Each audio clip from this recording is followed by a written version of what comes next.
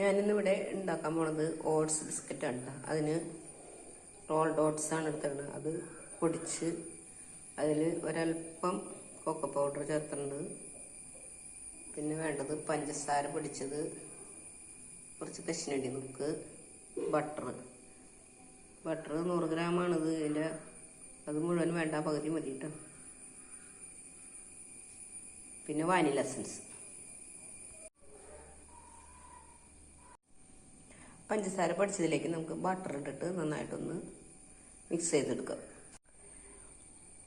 നമ്മൾ പഞ്ചസാര പൊടിച്ചതും ബട്ടറും 2 തുള്ളി വാനില എസൻസും കൂടി നന്നായിട്ട് സോഫ്റ്റാക്കി എടുത്തിട്ടുണ്ട് കേട്ടോ. ഇനി ഇതിലേക്ക് നമുക്ക് പൊടിച്ച് വെച്ചേക്കണ ഓട്സ് മിക്സ് ഇടാം. ഇതിലേക്ക് ഞാൻ 1 നുള്ളി ഉപ്പും കശുവണ്ടി നുറുക്കും ഇട്ടിട്ടുണ്ട് കേട്ടോ.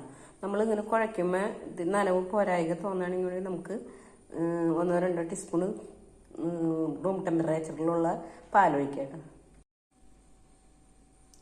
അപ്പോൾ ഒരല്പം നനവ് കുറവുണ്ടായിരുന്നു. അപ്പോൾ ഞാൻ അതിൽ 1 ടീസ്പൂൺ പാലൊഴിച്ചിട്ട് അതൊന്ന് കുഴച്ചെടുത്തിട്ടുണ്ട് കേട്ടോ. ഇനി നമുക്കിത് ഷേപ്പ് ചെയ്ത് ബേക്ക് ചെയ്തെടുക്കാം. ബിസ്ക്കറ്റ് ഞാൻ ഷേപ്പ് ചെയ്തിട്ടുണ്ട് കേട്ടോ. നമുക്കിനി ഇത് എയർ ഫ്രയറിൽ വെച്ച് ബേക്ക് ചെയ്തെടുക്കാം. നമ്മൾ ഷേപ്പൊക്കെ ചെയ്ത് അതിൻ്റെ മീതെ കുറച്ച് വെളുത്തുള്ളിലൊക്കെ ഇട്ട് ഓരോ ഓട്സും വെച്ച് റെഡി ആക്കിയിട്ടുണ്ട്. ഇനി നമുക്കിത് ബേക്ക് ചെയ്തെടുക്കാം.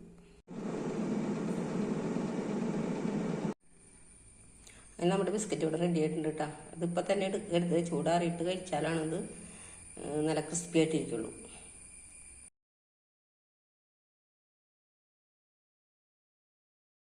ക്രിസ്പിനെസ് ഉണ്ട് കേട്ടോ, നല്ല ടേസ്റ്റ് ഉണ്ടായിരുന്നു. നിങ്ങൾ എല്ലാവരും ഇതൊന്ന് ട്രൈ ചെയ്ത് നോക്കണം.